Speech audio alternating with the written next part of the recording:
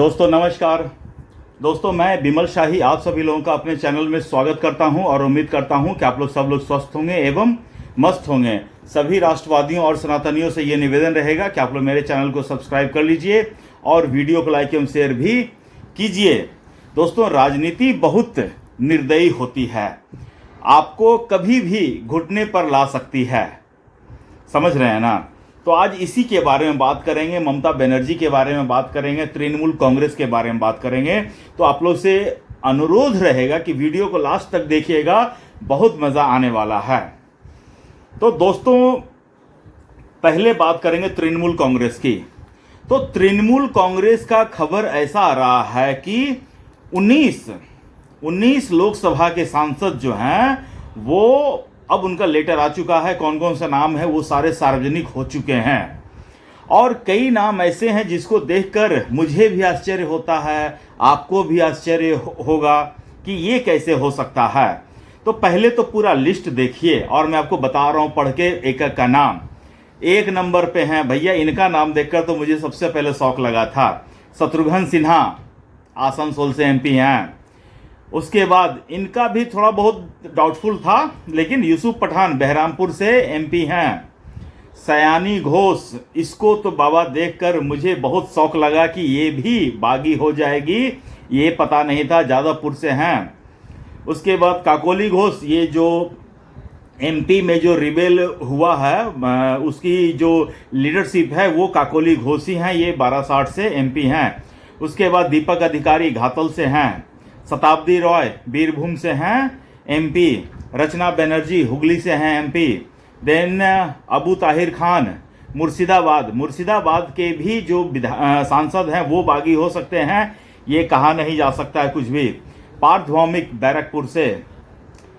उसके बाद खलील रहमान जंगीपुर से। जगदीश्वर चंद्र वसुनिया कूच बिहार से। बापी हल्दर मथुरापुर से। माला रॉय कोलकाता दक्षिण से। मिताली बाग आरामबाग से। काली पदा सोरेन झारग्राम से। जून मालिया मेदिनीपुर से। अरूप चक्रवर्ती बांकुरा से। शर्मिला सरकार वर्धमान पूर्व से और प्रसून बनर्जी हावड़ा से। इतने जो हैं लोकसभा के सांसद जो हैं वो बागी गुट अपना एक गुट बना चुके हैं। और इसके अलावा 2 राज्यसभा के एमपी, एक हैं सुखेंदु शेखर रॉय और दूसरी हैं सुष्मिता देव, इन दोनों ने रिजाइन ही कर दिया है। तो प्लानिंग ये है कि विधानसभा में बागी गुट बनकर एक अलग तृणमूल कांग्रेस बनकर अपोजिशन में रहेगी और यहां पर लोकसभा में बागी गुट बनकर तृणमूल कांग्रेस बनकर एनडीए में शामिल होगा। और तीसरा जो है गुट जो है वो ममता बनर्जी के साथ रहेगा। तो ममता बनर्जी के साथ बाकी के 8 एमपी, ठीक है ना, उसमें भी मुझे लगता है कि 1-2 आ सकते हैं अभी, और कुछ जो है होल्ड पर हैं, उनको जैसे ही ग्रीन सिग्नल मिलेगा वो भी इधर आ जाएंगे। और बाकी के 8-10 एमएलए ये सारे जो हैं वो ममता बनर्जी के साथ चले जाएंगे और ममता बनर्जी इन सब को लेकर अपनी जो बची खुची तृणमूल कांग्रेस है उसको कांग्रेस में मर्जर करवा देगी। अब दोस्तों देखिए, मुझे सबसे पहले जो बागी इनमें से किसी के ऊपर बात करना है, मुझे कम से कम शत्रुघ्न सिन्हा, यूसुफ पठान और सयानी घोष के ऊपर तो बात करना ही करना है। दोस्तों शत्रुघ्न सिन्हा बीजेपी के एमपी थे, ठीक है ना, बिहार से आते हैं, पटना साहिब से जीतते थे, लेकिन पता नहीं इनको अचानक मन में क्या गलतफहमी हो गई कि ये सोचने लगे कि हम नरेंद्र मोदी से भी ज़्यादा बड़े हैं, अरुण जेटली से भी ज़्यादा बड़े हैं, और ये बीजेपी छोड़कर इन्हें लगा कि हम इतने पॉपुलर हैं कि हम तो कहीं से भी खड़े हो जाएंगे, लाइन वहीं से शुरू हो जाएगी। तो सबसे पहले इन्होंने कांग्रेस ज्वाइन किया और कांग्रेस के टिकट पर पटना साहिब से कैंडिडेट बने थे।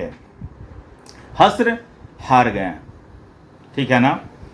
उसके बाद ये टीएमसी में ज्वाइन करते हैं और आसनसोल का उपचुनाव होता है। उपचुनाव में ये जाकर खड़े होते हैं और जीत जाते हैं। बाद में 2024 में आसनसोल से इन्हें फिर से टिकट मिलता है और इस बार वो फुल टाइम के लिए जीत कर चले जाते हैं। आसनसोल से। और इनकी जीत में, आसनसोल से इनकी जीत में मैं ये कह सकता हूं इनका कोई योगदान नहीं है। ममता बनर्जी के नाम पर ये जीते हैं, ठीक है। इससे पहले भी बिहार में जीतते थे तो ये अपने दम पर, मुझे नहीं लगता ये जीतते थे, क्योंकि अगर अपने दम पर कोई आदमी जीत रहा होता तो पार्टी डजंट मैटर, किसी भी पार्टी से खड़ा हो जाए वो जीत ही जाएगा। लेकिन शत्रुघ्न सिन्हा जो है कांग्रेस के टिकट से पटना साहिब में खड़े हुए थे तो हार गए थे, ठीक है। अब आ जाइए यूसुफ पठान। यूसुफ पठान कहाँ के हैं? गुजरात के हैं। और इनको ममता बनर्जी जो है मुस्लिम बहुल एरिया बहरामपुर से टिकट दे दिया। इस लोकसभा से पश्चिम बंगाल के कांग्रेस के कद्दावर नेता जो हैं अधीर रंजन चौधरी, वो आते, वो यहाँ से सांसद होते थे। तो जब यूसुफ पठान को टिकट मिला तो मुसलमानों ने यूसुफ पठान को वोट दे दिया और अधीर रंजन चौधरी यहाँ भारी, मतलब बुरी तरह से हार जाते हैं और यूसुफ पठान जीत जाते हैं। उसके बाद दोस्तों आ जाते हैं, यूसुफ पठान भी अपने दम पर नहीं जीते, अपने दम पर ये 20 वोट भी नहीं ला सकते हैं और ये भी जो जीते हैं वो ममता बनर्जी के ही नाम पर जीते हैं। देखिए, कुछ चीज़ों में आपको टू बी ऑनेस्ट रहना पड़ेगा, ठीक है ना। ये नहीं जीत सकते, नहीं ला सकते वोट, डिफरेंट ऑल टुगेदर, लेकिन इन्होंने ये काम किया है। अब इनको अगर चाहिए, अगला बार अगर हो सकता है कि इनकी पॉपुलैरिटी को देखते हुए अगर इनको टिकट मिलता है तब पता चलेगा कि हाउ पॉपुलर दे आर। उसके बाद आ जाइए सयानी घोष। सयानी घोष को मैं पहले जानता नहीं था, लेकिन इस बार के विधानसभा चुनाव में इनका एक गाना आया था, हृदय माहे काबा नयन मदीना। तो इनके गाने से मुझे लगा तो कि ये तो बिल्कुल मतलब कि तृणमूल कांग्रेस का इसमें पूरा मटेरियल है। फिर बाद में देखें कि किस तरह से इन्होंने शिवलिंग पर आपत्तिजनक पोस्ट ये शेयर किया करती थी। लेकिन जैसे ही इस बार पश्चिम बंगाल का रिजल्ट होता है, सयानी घोष का हृदय परिवर्तन हो जाता है। लोग जो इनको टारगेट कर रहे थे, क्योंकि देखिए जो आप इलेक्शन में जो कैंपेन किए हैं, आप जीतते हैं तो आपका फेस सेविंग होता है, लेकिन अगर आप नहीं जीतते हैं तो फिर आपका फेस सेविंग नहीं हो पाता है। तो सयानी घोष को भी बहुत सारे लोग ट्रोल करने लगे हैं कि मदीना जाना है क्या, मक्का जाना है क्या, काबा जाना है क्या। तो उसके बाद से सयानी घोष जो है लगातार स्टेटमेंट दे रही है कि हम हिंदू हैं, हम शिव भक्त हैं।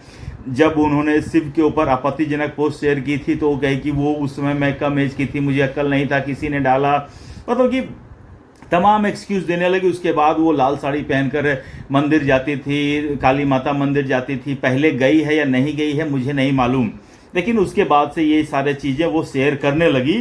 तो मुझे भी ऐसा लग रहा था कि कहीं इन मैडम का अंतरात्मा तो नहीं जाग रहा है, हृदय परिवर्तन तो नहीं हो रहा है, और अंततः इनका हृदय परिवर्तन हो ही गया।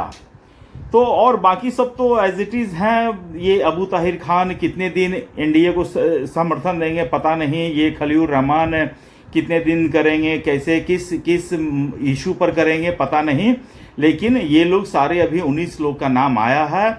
ये लोग अभी देंगे, लेटर देंगे लोकसभा अध्यक्ष को। उसके बाद इसमें तीनों गुट जो है ना, इसमें भी बहुत भयंकर बवाल चलेगा और कोर्ट तो खेला जाएगा ही जाएगा। उसके बाद देखिए क्या होता है फैसला। लेकिन दोस्तों सबसे बड़ी बुरी दुर्गति होने जा रही है ममता बनर्जी की। ममता बनर्जी पहले कांग्रेस में ही थी, कांग्रेस से अलग होकर अपनी पार्टी बनाई, तृणमूल कांग्रेस बनाई। 11 साल जो है लेफ्ट से अकेले संघर्ष की, ठीक है। इसमें मैं ममता बनर्जी की दाद दूंगा कि वो अकेले संघर्ष की लेफ्ट से, और फिर 2011 में लेफ्ट के 35 साल के शासन को उखाड़ फेंका और खुद मुख्यमंत्री बनी। और तब उसके बाद उन्होंने कांग्रेस को डिच भी किया। 2012 में कांग्रेस का सरकार से समर्थन वापस खींच लिया लोकसभा में। तो कांग्रेस ये कांग्रेस और इनका 36 का आंकड़ा चलता था, ठीक है। उसके बाद दोस्तों अभी जो है इंडिया ब्लॉक के नाम पर ममता बनर्जी ने बैठक बुलाई, बैठक ली हुआ। उसके बाद ऐसा खबर आ रहा है कि ये जो है अपना जो पार्टी है, इनको किसी ने सलाह दिया कि अगर आप अपनी पार्टी को टूट से बचाना चाहते हैं तो अपने आप को कांग्रेस में मर्ज कर दीजिए। मर्ज करते ही क्या होगा कि आपके सदस्यों की संख्या कांग्रेस के साथ जुड़ जाएगी, तो ये जो बागी हैं 19 से ये लोग अलग हो नहीं पाएंगे, इनको रिज़ाइन करना ही पड़ेगा। तो ममता बनर्जी का कुछ अपना डिमांड है। ममता बनर्जी को ऐसे ऑफर दिया गया है कि वो कांग्रेस में मल्लिकार्जुन खड़गे के बाद वो राष्ट्रीय उपाध्यक्ष बनेगी, एक राज्यसभा का सीट उनको मिलेगा, उनके भतीजे अभिषेक बनर्जी कांग्रेस के राष्ट्रीय महासचिव बनेंगे सिमिलर टू केसी वेणुगोपाल, और उनको पूरा ईस्ट और नॉर्थ ईस्ट का जिम्मेदारी दिया जाएगा। मतलब इतने सारे ये सारा डील पर ममता बनर्जी और अभिषेक बनर्जी राजी हुए हैं। लेकिन दोस्तों कुछ खबर ऐसा भी आ रहा है कि अभिषेक बनर्जी इससे राजी नहीं है। अभिषेक बनर्जी चाह रहे हैं कि बुआ को अब रिटायर कर दिया जाए। बुआ इज नाउ ओल्ड लेडी, उसमें अब उतनी फाइटिंग स्पिरिट नहीं बची है, तो वो चाहते हैं कि अभिषेक बनर्जी की वाइफ को राज्यसभा मिले, एक कांग्रेस के महासचिव के रूप में काम कर लेंगे, और लोग जो भी पोजीशन है विद इन कांग्रेस वो इनकी वाइफ को मिले। तो अब जो है तृणमूल में ममता बनर्जी वाले गुट में इंटरनल फाइट हो रही है, बुआ वर्सेस भतीजा। ये कितनी सच है पता नहीं, लेकिन मुझे जो जानकारी मिली है वो मैं आपको बता रहा हूँ। तो ये सारा चीज़ हो रहा है दोस्तों, और ममता बनर्जी की मुझे लगता है कि आज नहीं तो कल धीरे धीरे करके कांग्रेस में वापसी हो ही जाएगी। और वही मैंने कहा ना कि राजनीति आपको घुटने पर ला देती है। अगर आप सही से राजनीति नहीं करेंगे तो आपको यही सब चीज़ करना पड़ेगा, चाहे शत्रुघ्न सिन्हा हो घुटने पर आए हों, चाहे ममता बनर्जी घुटने पर आए हैं, या फिर जैसे कि जो भारतीय जनता पार्टी की जो समर्थक हैं, जो कल तक सयानी घोष को या फिर शत्रुघ्न सिन्हा को गाली दे रहे थे, अब उनको वेलकम करना पड़ेगा। तो इधर वाले लोग भी घुटने पर आए हैं। तो इसीलिए कहते हैं दोस्तों, राजनीति में मतलब कि अपना पराया दोस्त दुश्मन जैसा कुछ भी नहीं होता है। Every time there is an opportunity. जो आप सही समय पर अपॉर्चुनिटी को अगर आप ग्रैब कर लेते हैं तो आप ठीक हैं, नहीं तो सोचिए शत्रुघ्न सिन्हा तो बीजेपी में ही था ना। बीजेपी में ये 10 साल तक बीजेपी से अलग रहे हैं। ये कभी अपना एनालिसिस करें कि इन 10 सालों में मैंने क्या पाया और क्या खोया। खोने को इनके पास बहुत कुछ है। सोचिए, अब सोनाक्षी सिन्हा के बारे में बात करना सही रहेगा कि नहीं सही रहेगा, लेकिन रहने देते हैं, नहीं करते हैं। तो इसीलिए मैं कह रहा हूं कि इन्होंने क्या पाया क्या खोया, इनको एनालिसिस करना चाहिए कि 10 सालों में इन्होंने क्या गंवाया। ये सारा चीज़ देखने वाली दोस्तों रहेगी। आप मुझे दोस्तों बताइए कि क्या ये जो 19 बागी हैं, क्या इनका जो स्टेप है वो सही है, बागी होना गलत है? बताइए, मुझे कमेंट करके बताइए। आपका भी तो राय जानना ज़रूरी है। और अपना ख्याल रखिए, स्वस्थ रहिए, मस्त रहिए। तब तक के लिए नमस्कार, बाय।